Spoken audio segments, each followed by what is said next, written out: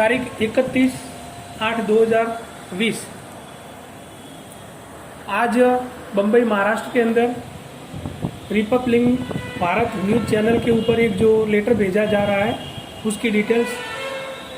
विषय: देश के भोले भाले 6 करोड़ 37 लाख निवेशकों के PACL लिमिटेड कंपनी द्वारा 5 लाख करोड़ रुपया के डकारने एवं देश विरोधी गतिविधियों में संलिप्त रहने तथा देश के किसी भी संवैधानिक संस्था द्वारा जानकारी होते हुए भी उचित कदम नहीं उठाए जाने के विरुद्ध आवाज उठाने हेतु ये निवेदन पत्र दिया जा रहा है।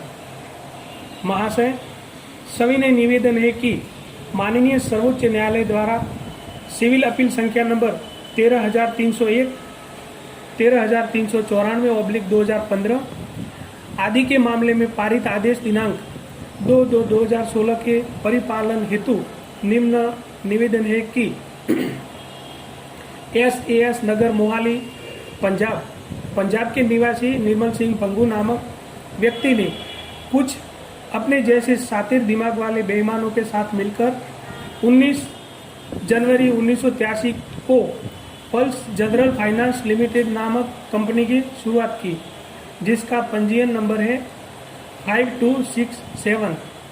1988-89 में इसका नाम बदलकर 1988-89 में उसका नाम बदलकर पल्स ग्रीन फॉरेस्ट लिमिटेड कर दिया गया और बाद में 1997-98 में इन बेईमानों ने कंपनी का नाम पल्स ग्रीन फॉरेस्ट लिमिटेड का नाम बदलकर फिर PGF लिमिटेड कर दिया।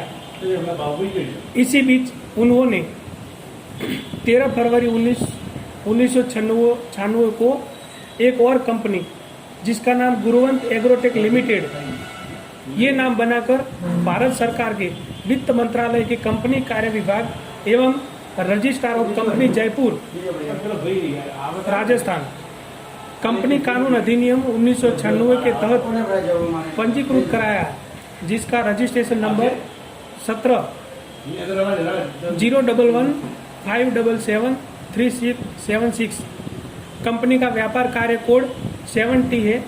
इसके पश्चात 3 बेईमानों ने दिनांक 2 अप्रैल 1996 को गुरुवंत एग्रोटेक लिमिटेड का नाम परिवर्तित कर पल्स एग्रोटेक कॉरपोरेशन लिमिटेड नाम कर दिया 1996 में। इसके बाद फिर से पल्स एग्रोटेक कॉरपोरेशन लिमिटेड को PACL इंडिया लिमिटेड कर दिया। पुनः एक बार 12/10/2011 को फिर से उन्होंने PACL इंडिया लिमिटेड का नाम बदलकर PACL लिमिटेड कर दिया। ये नाम चेंज कर दिया 2011 में। इतना ही नहीं, इन बेईमानों ने विभिन्न शेल कंपनियां बनाकर रोजाना लाखों भोले भाले लोगों को भ्रमित करके 1983 से अगस्त 2014 तक अरबों खरबों जमा कराया। इस बीच कंपनी के केयर टेकर्स, हाउस पार्टनर एवं हाउस एसोसिएट, ब्रांच मैनेजर, कर्मचारीगण और टॉप सीनियरों के द्वारा भोले भाले देश के नागरिकों को यह कहा जाता रहा कि आपके पैसों से कंपनी के नाम पर सस्ते दामों में जमीन खरीद कर उसे विकसित किया जाएगा। इस विकसित जमीनों पर खेती का कार्य किया जाएगा, शहर बसाया जाएगा और बिजनेस किया जाएगा, जिससे कंपनी को लाभ होगा। विकसित जमीन ऊंचे दामों पर बिकेगी। इससे आप निवेशकों को बैंक की अपेक्षा से अधिक दर से भी एक निश्चित समय अवधि के बाद पूर्ण चक्रवर्ती ब्याज सहित जमा रकम वापस की जाएगी। परंतु इन बेईमानों ने निरंतर भोले भाले नागरिकों को भ्रमित कर उनके पैसों से कंपनी के बजाय देश विदेश में अपने और अपने परिवार, अपने रिश्तेदारों, पति पत्नी, माता पिता, सास ससुर, चाचा चाचिया, फुआ फुइयों, मामा मामियों, मौसा मौसियों, भाइयों भाभियों, बहन बहनोइयों, सालों सरहजों, सालियों साढ़ुओं, जेठ जेठानियाँ, देवर देवरानियाँ, बेटा बहुओं, बेटियों जमाइयों, पोते पोतियों आदि के नाम पर शेल कंपनियां और ट्रस्ट बनाकर लगभग 34,000 से भी अधिक जमीनें, लगभग 25 लाख एकड़ से भी अधिक संपत्तियां, हजारों गाड़ियां, लगभग 10 टन से अधिक सोना, लगभग 100 टन से अधिक चांदी, लगभग 5-5 हजार करोड़ से अधिक एफडीआर, शेयर्स, म्यूचुअल फंड आदि खरीदकर एक दूसरे को जनरल पावर ऑफ अटॉर्नी देते रहे। कंपनी की सुरक्षा के संबंध में सभी top senior management, branch manager और ऑफिस के कर्मचारियों द्वारा यह भी कहा जाता था कि पल्स ग्रुप ऑफ कंपनीज 1983 से बिना किसी रुकावट के रियल एस्टेट का ही बिजनेस कर रही है। इस बिजनेस में हानि की संभावना ही बिल्कुल नहीं है।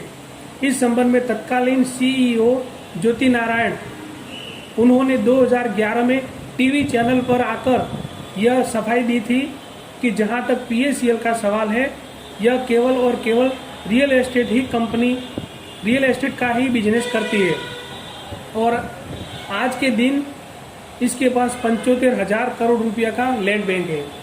लेकिन 22/8/2014 को भारत के एक संवैधानिक संस्था सेबी ने कंपनी के बिजनेस पर प्रतिबंध लगा दिया।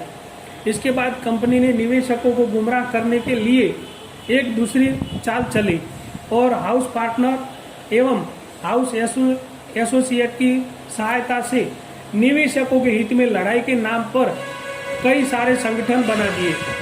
ये संगठन निवेशकों को यह कहकर कंज्यूमर कोर्ट में जाने से रोकते रहे कि चिंता करने की कोई बात नहीं है, कंपनी बहुत ही मजबूत है, सारे निवेशकों को पूर्ण ब्याज सहित पैसा मिलेगा और कंपनी फिर से चालू होगी।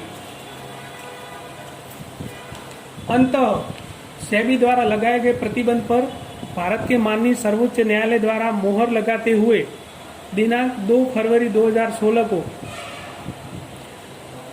गरीबों के पैसे से देश विदेश में खरीदी गई समस्त संपत्तियों को बेचकर निवेशकों का पैसा लौटाने के लिए भारत के पूर्व मुख्य न्यायमूर्ति माननीय श्री R.M. लोढ़ा जी की अध्यक्षता में कमेटी गठन करने का आदेश पारित किया गया। अब प्रश्न ये उठता है कि लोढ़ा कमेटी निवेशकों को पैसा क्यों नहीं दे रही है। इस संबंध में आप रिपब्लिक भारत न्यूज चैनल के संपादक महोदय श्री अर्णव गोस्वामी जी को यह कहकर जानकर आश्चर्य होगा कि कंपनी ने लोढ़ा कमेटी को केवल 11,706 करोड़ 96 लाख रुपये का ही संपत्ति सौंपी है। इसमें मात्र 1,500 करोड़ की संपत्ति ही कंपनी के नाम पर है, शेष संपत्तियां गायब है। इसी संपत्ति को छुपाने के लिए कंपनी ने विभिन्न संगठनों का सहारा ले रही है। यदि ये संपत्तियां लोढ़ा कमेटी को सुपुर्द किया जाए तो सभी निवेशकों को पूर्ण ब्याज सहित भुगतान हो जाएगा। इतना ही नहीं, 21 और 22 अगस्त 2014 को केवल 1.5 दिन में सेबी द्वारा कंपनी के व्यवसाय को प्रतिबंधित किए जाने तक 400 ब्रांचों में मेगा बिजनेस पिक चलाकर लगभग 15,000 करोड़ रुपया नगद ही जमा हुआ, जिसे इन बेईमानों ने गायब कर दिया। क्योंकि इस भारी भरकम राशि से न तो कोई संपत्तियां खरीदी गई और न तो इस नगद पैसों को बैंक में जमा किया गया, न तो निवेशकों को भुगतान किया गया और न ही कंपनी के किसी भी कर्मचारी को वेतन दिया गया और न ही किसी अभिकर्ता को कमीशन दी गई। इसकी पड़ताल के लिए देश के विभिन्न शहरों में सेबी से आरटीआई लगाई गई थी। आरटीआई के जवाब में सेबी ने जवाब दिया कि इसका हिसाब हमारे पास में नहीं है। इस संबंध में यूट्यूब के द जीरो चैनल में पिछले 2 वर्षों से प्रसारित हो रहा है कि ये सारा पैसा आतंकवादियों तक पहुंच गया और देश विरोधी गतिविधियों में लगाया गया। चैनल के ऑपरेटर का तो यह भी कहना है कि पीएसीएल का हेड हाउस गोपाल सिंह चावला है, जो एक आतंकवादी है और वह पाकिस्तान में रहता है। पीएसीएल की शुरुआत ही देश विरोधी गतिविधियों को बढ़ावा देने के लिए हुई थी। इसका प्रमाण भी जयपुर के जालूपुरा पुलिस स्टेशन में जालूपुरा थाना में केस नंबर 249/18 मिल चुका है, जिसमें पल्स समूह की जमीनों पर मादक पदार्थों की उपज एवं तस्करी का रंगे हाथ कंटेनर भी पकड़ा गया है और उस पर जो धारा लगी है उसे आप महोदय स्वयं देख सकते हैं। यदि उन्हें ईमेल आईडी पर ई नोटिस जारी किया जाए तो कोर्ट में प्रमाणित करने के लिए भी तैयार है। अतः इनके ईमेल आईडी the0newschannel@gmail.com the0परिवार@email.com पर ई नोटिस जारी कर सत्यता की पुष्टि भी की जा सकती है।